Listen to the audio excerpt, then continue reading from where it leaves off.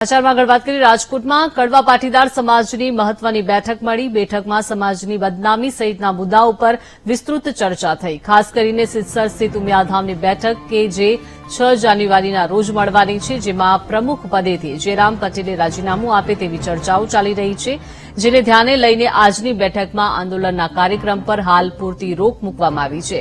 જો કે રાજીનામું નહીં આપે તો સૌરાષ્ટ્રભરના 22 તાલુકામાં બેઠક યોજાશે। સાથે જ જયરામ પટેલના રાજીનામાને સોશિયલ મીડિયા પર પોસ્ટ પણ કરવામાં આવશે। રાજીનામું નહીં આપે તો આગામી દિવસોમાં ઉપવાસ આંદોલનની ચીમકી પણ ઉચ્ચારવામાં આવી। આ મીટિંગ સૌરાષ્ટ્રભરના તમામ પાટીદાર જિલ્લાઓમાંથી અમારા મુખ્ય કાર્યકર્તાઓ આવેલા અને તાલુકા લેવલથી પણ આ મીટિંગમાં અમારા કાર્યકર્તા આવેલા અને બધાની સર્વાનુમતે 4-5 બાબતો અમે ફાઇનલ કરી છે।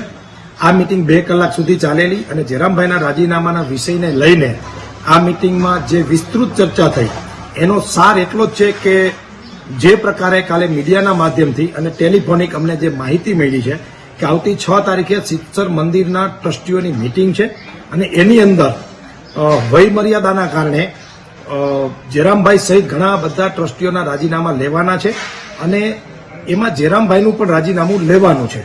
તો આ વિષયને લઈને અમે પણ સમાજના ઉમિયાના સંતાન છે, સમાજના જ કાર્યકર્તા છે, સમાજનું હિત ઈચ્છીએ છીએ। તો સર્વાનુમતે એક વાત ફાઇનલ કરી છે કે 6 તારીખ સુધી વેઇટ એન્ડ વોચ। તો સમાચારમાં